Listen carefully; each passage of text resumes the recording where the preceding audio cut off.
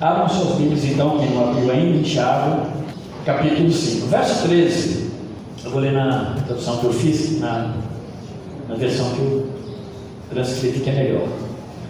Depois eu uso isso aqui só para referência, para consulta. Diz assim: está alguém entre vós sofrendo? Faça oração. Está alguém alegre? Cante louvores. Está alguém entre vós doente? Chame os presbíteros da igreja, e estes façam oração sobre ele, ungindo-o com óleo em nome do Senhor.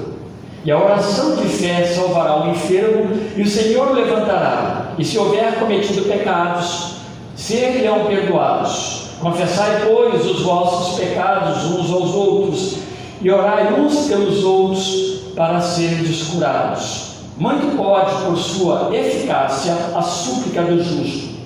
Elias era homem semelhante a nós, sujeito aos mesmos sentimentos, e orou com instância para que não chovesse sobre a terra. E por 3 anos e 6 meses não choveu. E orou de novo, e o céu deu chuva, e a terra fez germinar seus frutos. Meus irmãos, nós estamos praticamente terminando o livro de Tiago. E Tiago era um homem de oração. É interessante que não somente nas Escrituras, no que ele escreve, ou quando nós olhamos para Atos, algumas coisas, mas a própria referência histórica fala de Tiago, várias referências, cita Tiago como um homem de oração. Ele era um pastor ali em Jerusalém, ele pastoreava aquela igreja. E vocês imaginam quantas lutas Tiago enfrentava dia a dia como pastor daquela igreja, mas também, meus irmãos, em oposição também que ele sofria do próprio povo judeu. Ele estava dentro de Israel. Até um certo ponto, os judeus foram tolerando o cristianismo, não aceitando, mas tolerando o cristianismo. Mas vai chegar um tempo em que eles não vão tolerar, e eles vão começar a ser aqueles que vão fazer tremenda oposição ao cristianismo. Tiago, aquele homem de oração, ao ponto de a gente ver registros de que seus joelhos eram joelhos, chamados de joelhos de camelo, aquele joelho bem avantajado, aquela pele parece morta, de tanto ele ajoelhar-se para orar a Deus, assim é que nós entendemos pelos comentários históricos. E nesse livro, meus irmãos, de Tiago, na sua carta, Tiago ele vai trabalhar muitas vezes essa prática da oração, e aqui com mais intensidade. Não é só a oração que nós vamos ver aqui nesse texto, mas a oração, sim, um chamado à intercessão para a igreja toda. Tiago é esse homem que vai escrever para a igreja, esse servo de Deus que vai escrever para a igreja, para que a igreja tenha uma vida cristã prática. E esse é um grande desafio, meus irmãos, porque muitos fazem uma distinção entre ser membro de igreja ou estar na igreja e ter vida cristã. Eu não estou falando nem exagero nas minhas palavras. Muitos cristãos, eles não lidam com o pecado como se fosse uma ofensa a Deus. E talvez achem, até porque são membros da igreja, que são cristãos, podem fazer ou levar a vida de qualquer maneira. Tiago vai trabalhar a vida piedosa, o resultado daquilo que Cristo fez na nossa vida, como que nós vivemos isso diante de Deus e na horizontal diante das pessoas também. Ele trabalha todas essas questões. Ele fala de diversos problemas aqui nesse texto específico que uma comunidade ela está sujeita, ela pode passar no seu dia a dia. E ele dá as orientações para isso. Mas é interessante que ele diz, por exemplo, ele começa, nós vamos ver agora há pouco, explorar um pouco mais, se há sofrimento. O que ele fala aí, se há sofrimento no meio deles, Ele vai mandar orar. Há sofrimento dentro da igreja, algum tipo de sofrimento, ore. Ele vai falar, há alegria no meio do povo de Deus, são coisas que nós passamos como família e como povo. Ore. Na verdade, ele diz, cante, salmodie, cante louvores, ore a Deus. com louvores. Tem alguém doente, alguém está recluso, está afastado da comunidade por doença, por enfermidade, chama os presbíteros para orar com essa pessoa. E é interessante que é uma atitude pessoal, atitude sua de chamar o presbítero. Enfermidades, pecados no próprio corpo, internamente, no convívio do dia a dia, ele vai falar para a igreja se ajuntar e orar. Orar é a chave. E eu imagino, meus irmãos, penso eu que esse culto de quinta-feira, que talvez seja mais difícil para nós por ser quinta-feira, mas deveria talvez ser o culto mais frequentado da igreja. Se nós olharmos a hora que a Bíblia fala sobre oração, que é desafiador, meus irmãos, é desafiador. Nós sentamos para orar, às vezes aqui, nos ajoelhamos, dividimos em grupo nessa semana agora passada, e a gente vai com peso. A gente sabe que Jesus toma os nossos pesos, mas a gente vai com peso, porque é muita coisa que a gente ouve aqui, é muita coisa que a gente traz, uma bagagem enorme. Então, meus irmãos, nesse verso 13, a partir dele, então, que é o nosso texto de hoje, Tiago, mesmo ele não sabendo a origem desse sofrimento, alguém está sofrendo, talvez pelo contexto, será que são os ricos opressores, aqueles ricos que oprimem os que são mais pobres? Ou será que o sofrimento é advindo do fato de serem cristãos? Tudo isso pode estar presente aqui, muito mais coisas. Ou mesmo a alegria, por que motivo estão alegres? Não há sofrimento, não há perseguição. Ou há alegria natural, porque Deus tem operado maravilhas no meio do povo de Deus. Em qualquer circunstância, eles precisavam voltar-se para Deus, seja pela oração nesse sofrimento, seja pela adoração cantada, a expressão de alegria nos louvores. Tudo volta-se para Deus. Nada nós isolamos de Deus. O que aconteceu na sua vida? O que está acontecendo hoje na sua vida? Tiago está falando, ore, cante. Fale com Deus, volte-se para Deus, porque Deus vai te dar um consolo. E o sofrimento, bem especificamente no começo do verso 13 aí, ele é uma ótima oportunidade, um bom caminho. Talvez usando as palavras, quando eu leio um pouco do Hernandes Dias Lopes, eu não li dessa vez, mas eu leio bastante coisa dele, de vez em quando ele usa muito a ideia da pavimentação. Todos nós gostamos de uma estrada pavimentada, bem pavimentada. Então, a obediência pode ser esse caminho, né? O sofrimento pode nos levar à obediência, pavimentar o caminho da obediência a Deus. Nós voltarmos para Deus e sabermos que, ouvindo Ele e obedecendo, nós seremos tratados, curados por Ele. Hebreus, ele fala assim sobre o próprio Jesus, que Jesus, embora sendo filho, ele aprendeu a obediência pelas coisas que ele sofreu. Então o sofrimento não é o fim da picada, é uma oportunidade para nós adorarmos a Deus, nos aproximarmos dele. Muita gente corre de Deus no sofrimento. Alguém já disse que as horas de alegria, se elas não forem por outro lado, né, saindo do sofrimento para a alegria, porque Tiago está tocando as duas coisas aqui, essas horas da alegria, se elas não forem direcionadas para Deus, como o Tiago está sugerindo, cante a Deus, ore a Deus em louvor. Se não for assim, será um excelente caminho para a leviandade, para o orgulho e, obviamente, meus irmãos, o pecado advindo disso. Eu creio, meus irmãos, que Tiago sabe, e por inspiração de Deus, ele sabe por que ele está deixando isso aqui da forma como ele está deixando para nós. A igreja de Laodiceia, lá bem no comecinho do capítulo 3 de Apocalipse, João escreve como Jesus falando para eles, olha que expressão que eles estavam vivendo. Pois dizes, estou rico e abastado e não preciso de coisa alguma.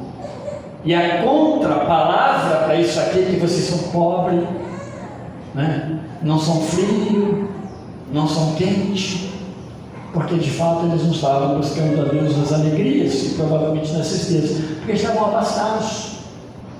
Nós falamos nas semanas passadas aí que Deus não é contra a riqueza, mas, meus irmãos, por outro lado, as riquezas são um caminho também esburacado, né?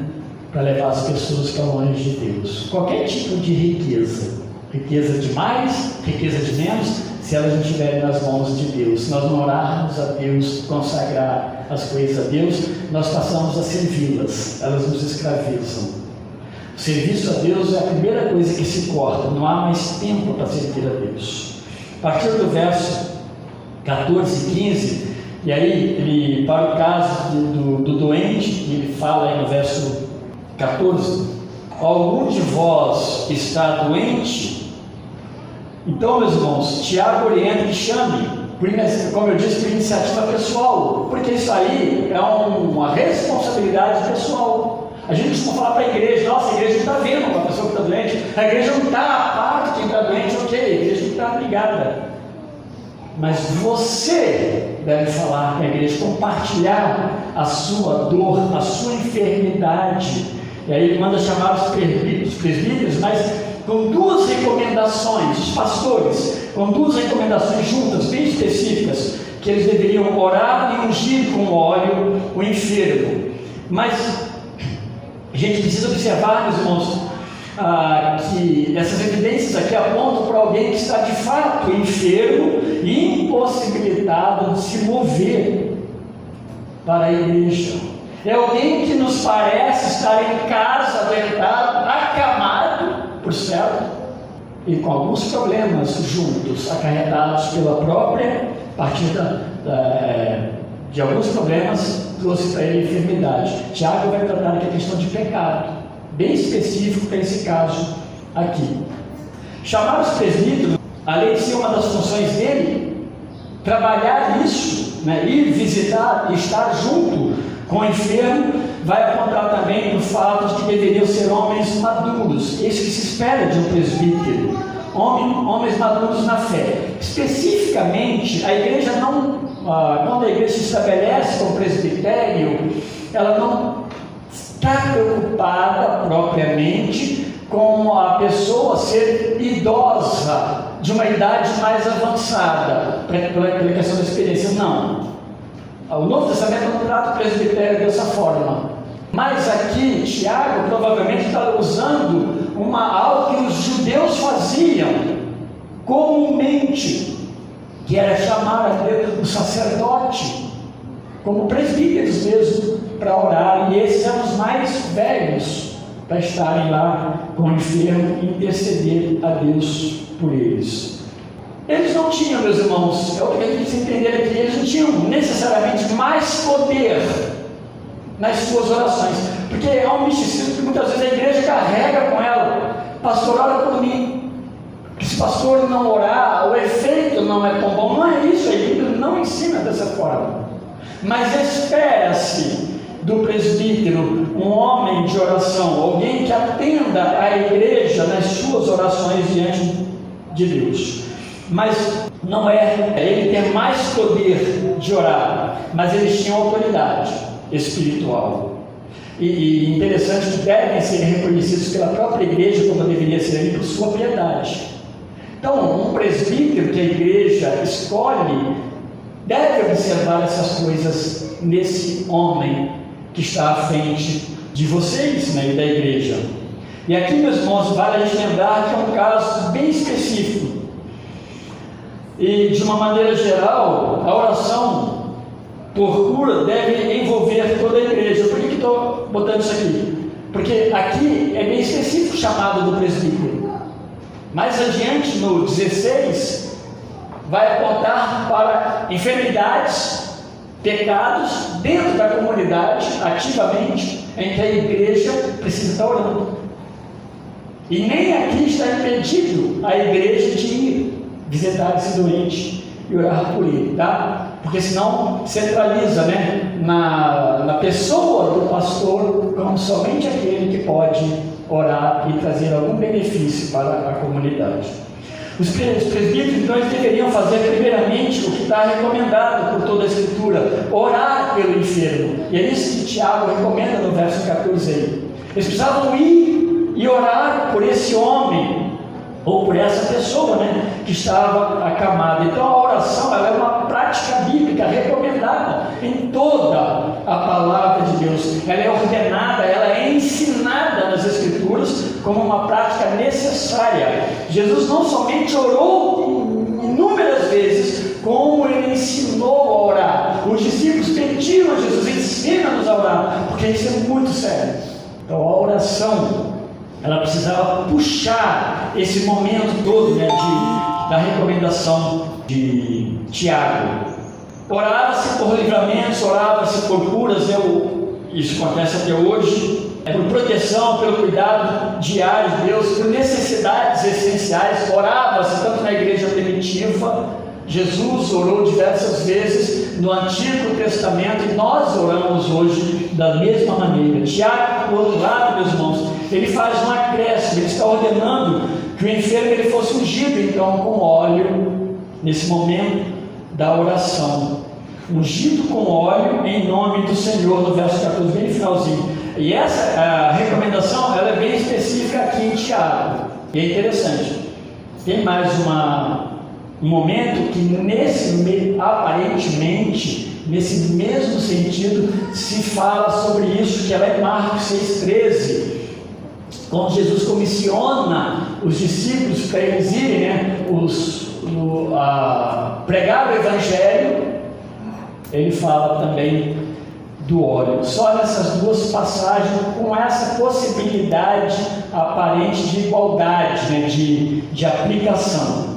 Nos demais evangelhos, Mateus, Lucas, João, essa recomendação de Jesus em Marcos, por exemplo, na verdade não é nem de Jesus ele falando, porque lá tem as palavras de Jesus. Nesse momento é Marcos que deixa registrado que se leve o óleo e unja, né, as pessoas. Mas os outros, eles não fazem nem citação nessa passagem, eles não fazem citação do uso do óleo. Talvez estão pensando assim: mas o pastor está direcionando que não pode usar óleo, né? Não é isso. É apenas para que a gente entenda as ênfases, né? De onde vêm as nossas ênfases, muitas vezes nas nossas práticas. E às vezes nós pegamos a ênfase fora até de contexto. O que é ênfase aqui em Tiago?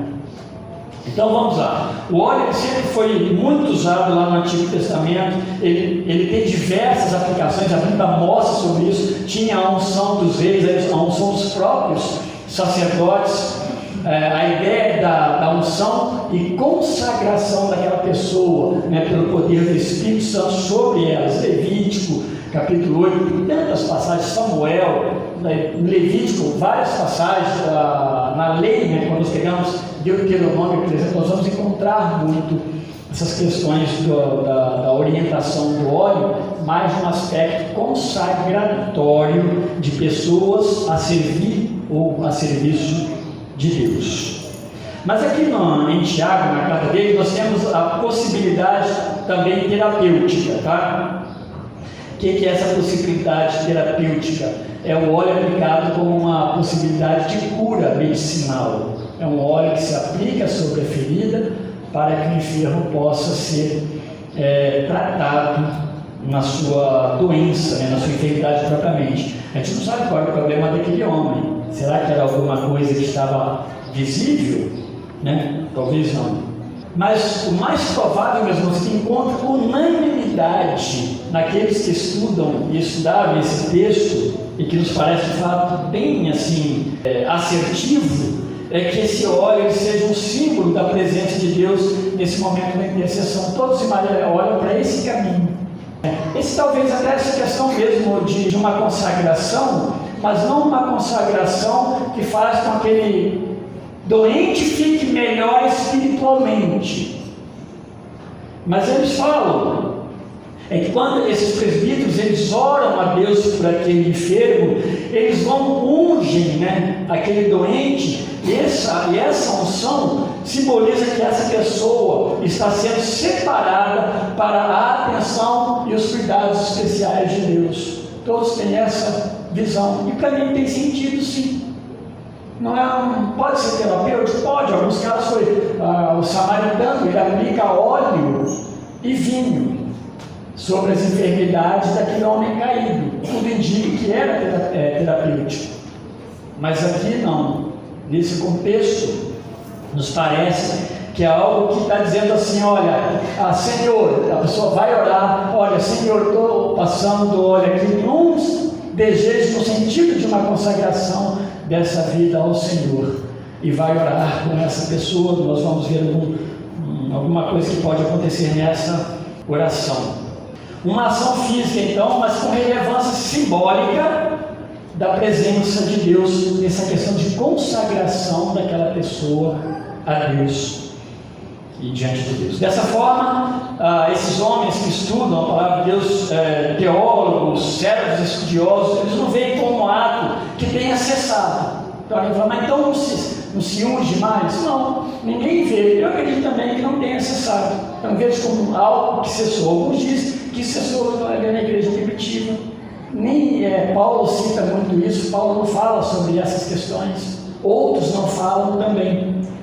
Mas muitos acham que ela não cessou, mas não tem função espiritual propriamente, de forma isolada. A aplicação de óleo como um fator que traz, cura para as pessoas de forma isolada. Então a cura não se efetuaria tão somente pelo óleo. Por quê? No verso 15, Tiago vai deixar claro que a oração de fé salvará o enfermo. É isso que ele fala no verso 15. E o Senhor o levantará. Isso é importante. Nós precisamos quebrar algumas coisas que nós achamos que aquilo ali é que faz. Irmãos, tem alguns problemas muito sérios que precisamos ver.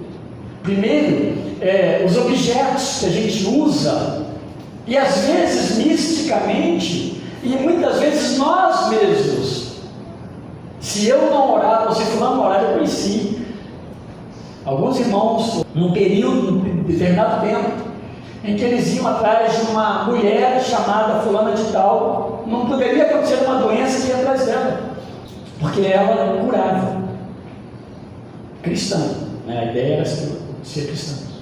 Então essas pontas são perigosas, porque ou nós trazemos para nós o poder da cura, e as pessoas passam a olhar para nós com poder de cura, ou nós atribuímos a alguma coisa, algum elemento, algum objeto. Então é uma cura física, mas com efeitos espirituais. O Senhor vai levantar. E quem tem tanta fé, e quem tem tanto poder para fazer tudo isso? De fato é Deus. É Deus quem levanta, é Deus quem vai curar. E ainda que o cristão que ora seja instrumento de Deus, contudo, tanto o ato da fé para orar, quanto o poder para curar, eles vêm todos de Deus. Tudo emana de Deus para nós e sobre nós. Então os presbíteros vão orar, e eles vão orar com fé dada por Deus. Eles vão ungir com fé vindo de Deus. E quem vai dar o resultado vai ser o nosso Deus.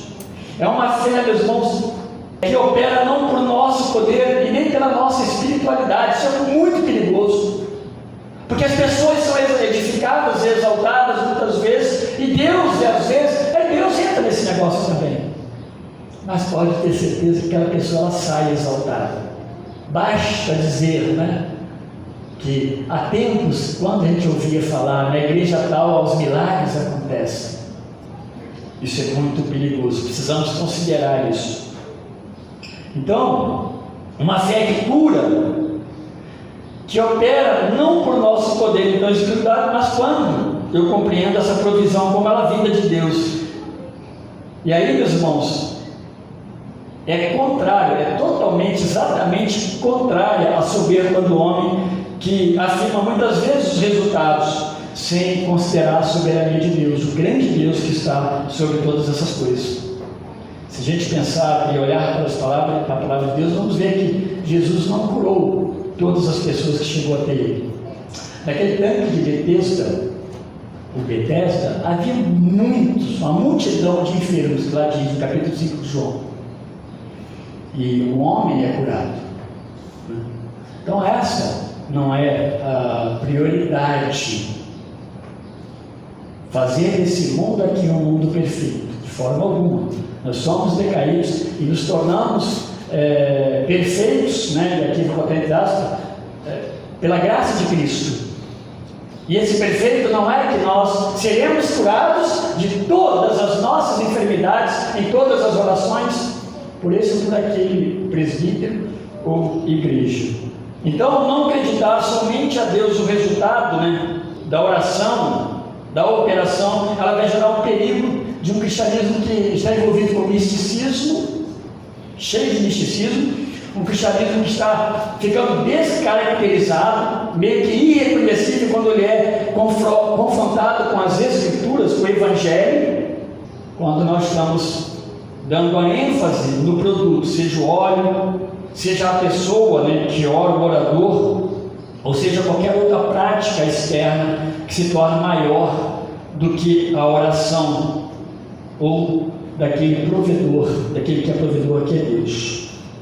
Basta nós olharmos os exageros.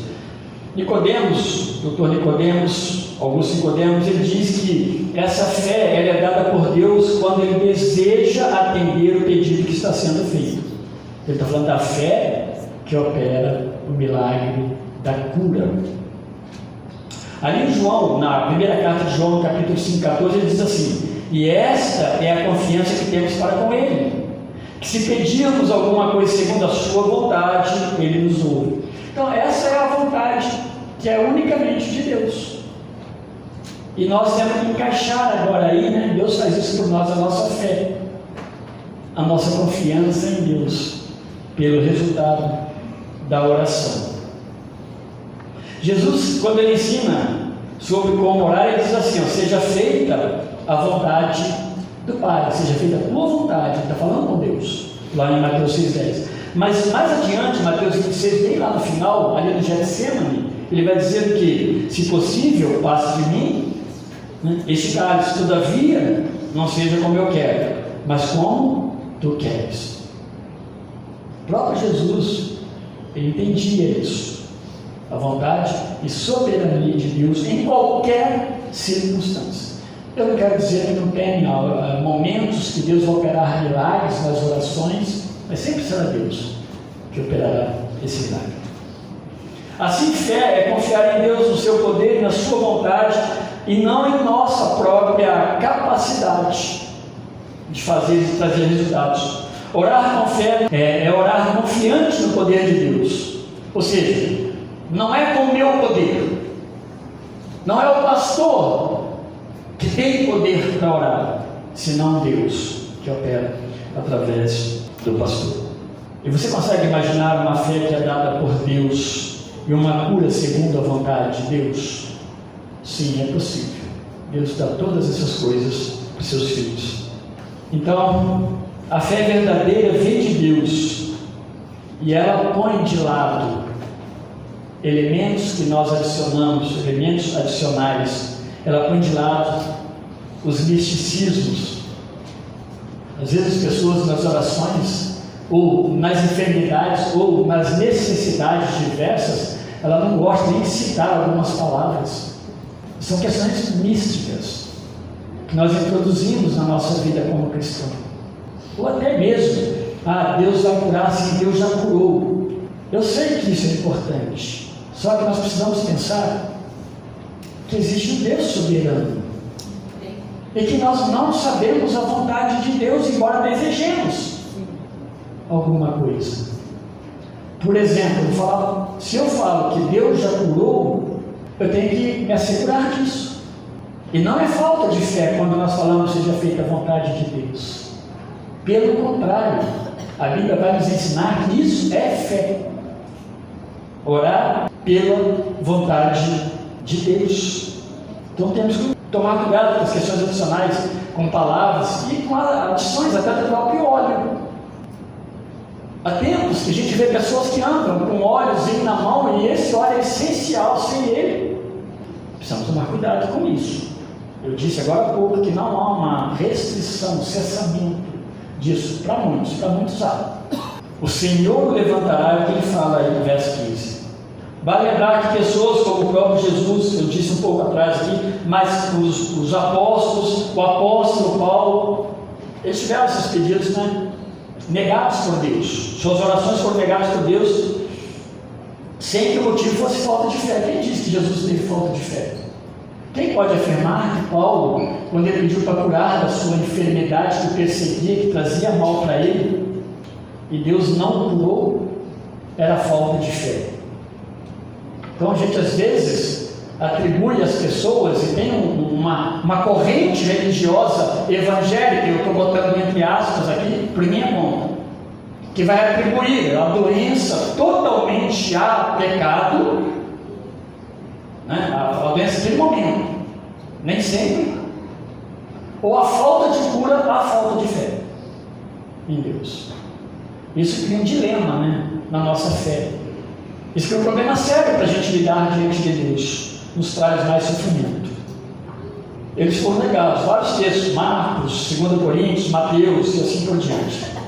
Agora, meus irmãos, eu posso dizer tranquilamente que eu sei que quanto é difícil para o homem, para nós enfrentarmos enfermidades, que é o caso do contexto aqui. Isso eu compreendo. A luta pela enfermidade é difícil. A gente sofre com isso e nós desejamos o quê? Que de fato Deus opere o milagre da cura. Mas nós precisamos nos conformar com a vontade de Deus, porque se nós não compreendermos isso, a vontade de Deus pode ser contrária a nós e nós nos decepcionamos. Ou continuamos, mas a nossa fé fica abalada, porque não fomos atendidos naquilo que gostaríamos. Então precisamos lidar com isso como crentes o quê? Maduros. Tiago trabalha isso bem no começo. Crentes maduros. Nem todas as enfermidades são associadas diretamente a pecado, mas aqui parece que Tiago vai associar. Lá no Antigo Testamento nós temos muito exemplo bíblico de pecados que geraram enfermidades, e Deus falou que traria enfermidade por causa do pecado, por exemplo, de desobediência. Fica claro, tá? A gente vai ver lá em Deuteronômio 28 e tantos outros textos, não precisa citar, mas de pesquisar, você acha fácil. Pestilência, febre, tumores, úlceras, lepra de Miriam, quando ela pratica rebeldia contra a liderança de Moisés. Ela e Arão, e ela fica leprosa. Depois você vai ver Geazi, quando ele vai pegar, né, a presente de Naamã, e não era para ele ter feito isso, e ele também fica leproso. Se pegar Atos capítulo 12, Herodes, ele foi comido por bichos por causa, né, do seu orgulho, a sua arrogância, o seu poder. Fala como um Deus. Não sei se as pessoas olharam para ele. Foi comido por bichos. São coisas que Deus que proporcionou. Esse homem aqui de Tiago, ele estava doente, com forte possibilidade de pecado por trás de sofrimento, necessitando então do perdão de Deus. Ele chama os presbíteros que antes de orar, unge ele com óleo e vai buscar saber mais sobre a vida espiritual desse homem. Talvez a ideia que está aqui nesse momento de oração, de unção daquele doente, seja algo assim: os presbíteros, existe alguma coisa que você gostaria de confessar? Existe alguma coisa que você gostaria de trazer à luz para que nós pudéssemos orar? Antes que nós orássemos, gostaria de confessar algum pecado? Isso faz parte do pastoreio. Eu creio que o Tiago esteja tratando disso aqui. E uma vez confessado, vai seguir uma oração. O derramar do óleo pode ser nessa ordem. E Deus, na soberania da sua vontade, Ele vai operar. É isso que o Tiago está falando. Douglas Moo, um grande comentarista das Escrituras, especialista do Novo Testamento, ele fala que pedir em nome de Jesus significa não apenas pronunciar o seu nome, mas levar em consideração a sua vontade. Só os pedidos feitos nessa vontade são garantidos, porque é assim que Jesus fez diante de Deus. Caminhando para o 16, já que o 17 e 18 eu vou fazer apenas uma finalização. Então, nesse caso menor que esse homem, menor em termos de quantidade, desse homem que está doente, na sua casa. Tiago, ele abre o leque da confissão e intercessão, mas agora ele está dentro da igreja, no meio do povo de Deus. A partir desse verso 16, ele vai falar disso. Ele vai dizer que Deus deseja perdoar, curar pecados e enfermidades, e ela precisa ser evidenciada, essa prática precisa ser muito evidenciada no meio do povo de Deus. Tiago chamando a atenção daquela igreja, que é uma igreja ativa. Eu já ouvi pessoas, meus irmãos, uma vez eu conheci com alguém que falou que muitas vezes a igreja não ora por mim, ninguém se preocupa comigo. E a questão que eu coloquei foi dessa forma mesmo: você ora por alguém? Você ora por sua igreja? Você sabe das necessidades agora da igreja? Não teve resposta, porque muitas vezes nós colocamos nessa condição, queremos que ore, mas nós não olhamos para o que está acontecendo. Por isso que é corpo, por isso que é presencial. Senão, meus irmãos, seria ótimo eu ficar lá em casa pregando para os irmãos online, e vocês poderiam ouvir ou não, vocês poderiam deixar rolando lá, né, e fazer um churrasquinho. Claro que vocês não vão fazer isso, né? Mas é presencial, é corpo presente. Isso é culto. Então Deus deseja perdoar, Deus deseja curar, Deus deseja operar. Só de, meus irmãos, isso ser evidenciado no nosso meio. E ele é bem direcionado, né? É Deus e a comunidade. Deve acontecer nesse sentido, com Deus, diante de Deus, e também horizontalmente no meio da comunidade. Tiago está falando de confissão de pecados, pecados que têm gerado doentes no meio do povo de Deus. A gente pode lembrar aqui com bastante tranquilidade daquilo que o apóstolo Paulo profetiza lá em 1 Coríntios capítulo 11, verso 30, quando ele fala da ceia do Senhor, né? Ele vai fazer uma observação, porque a ceia estava sendo praticada de forma imprópria no meio do povo de Deus, e havia no meio deles então que fracos, havia doentes e muitos que faleciam. Ali está diretamente ligado com essas questões de enfermidades no meio do povo de Deus, por causa de pecado, prática, né? Então o sentido aqui de Tiago não é de cura espiritual, mas é de cura física da enfermidade. E é claro, meus irmãos, que quando se confessa, o enfermo confessa, as duas coisas podem acontecer, elas vão acontecer, porque há pecado e há enfermidade. Mas muitas vezes nós pedimos para que orem pela enfermidade, mas nós não confessamos o pecado também. Eu não estou nem agora associando o pecado com a enfermidade, mas muitas vezes nós nos preocupamos com o nosso pecado, com a nossa enfermidade, mas nós não nos preocupamos com o nosso pecado diante do nosso Deus. E aqui eles vão orar, por isso que eles vão provavelmente perguntar: há alguma coisa a mais que você gostaria de falar? E é muito difícil, meus irmãos, crentes falarem dos seus pecados. E aqui eu estou falando, não estou levantando a questão da confissão de pecados ao sacerdote. Não é disso que Tiago está falando, é um erro. Mas sabe, a confissão para perdão, para acerto de vida, com comunidade, com pessoas, e obviamente com Deus. Então se dá cura física, se dá cura espiritual. Lá, Tiago, lá atrás, para aquele homem, ordenas que vá até a casa dele, os presbíteros, mas agora está tratando de enfermidades que não têm impedimentos da pessoa se mover, ela não é impeditiva. E nesse caso, toda a igreja se envolve diretamente nesse processo. Está vendo como Tiago traz para o corpo as ações? Todos podem orar com fé.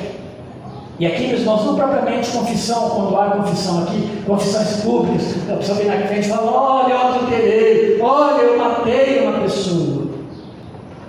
Mas talvez seja mais uma questão, você pode até falar com Deus.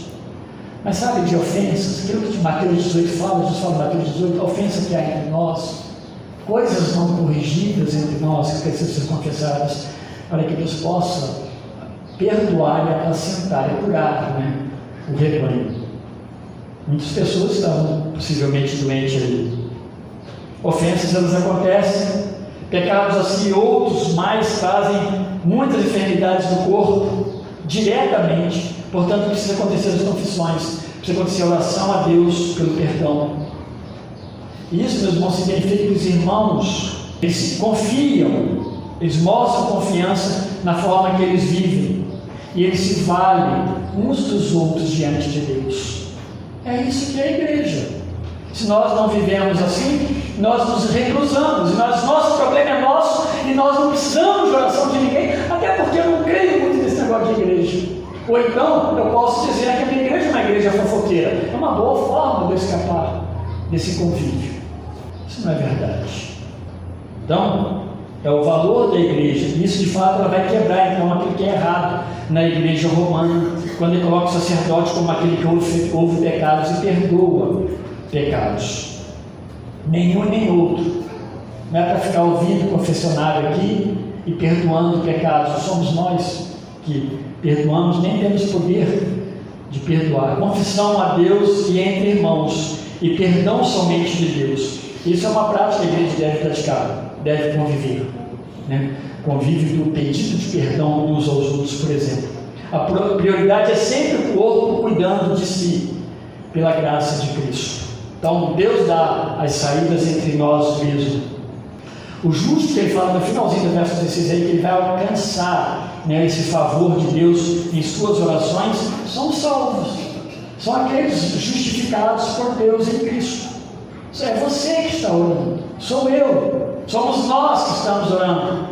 E aí sim, há eficácia na nossa oração, não por nós, porque nós já fomos justificados por Deus em Cristo. Deus ouve a nossa oração. Já na leitura passada, anterior que nós pegamos aqui, diz que Deus ouve o clamor dos seus filhos, aqueles que clamam, ouve o clamor do justo. Então Deus ouve a nossa oração, somos nós os regenerados. E ele vai terminar falando de Elias. Elias aqui, meus irmãos, é o exemplo que ele vai usar. Elias, quando ele faz os grandes milagres, né? Deus faz grandes milagres por intermédio de Elias. Por exemplo, quando fala da chuva, ele orou 3 anos e meio, não choveu. Ele atribuiu muito a questão da chuva com relação até a ressurreição, o valor de alguém que orava, né? E a chuva parava, era como que alguém que poderia orar e ressuscitar mortos. Ele está levando para que não está enaltecendo e exaltando Elias, mas dizendo que Elias era um homem de Deus, e que Deus operava por intermédio de Elias, e que assim como foi Elias, somos nós, são vocês, ó igreja, para quem Tiago está se dirigindo. São pessoas regeneradas por Deus.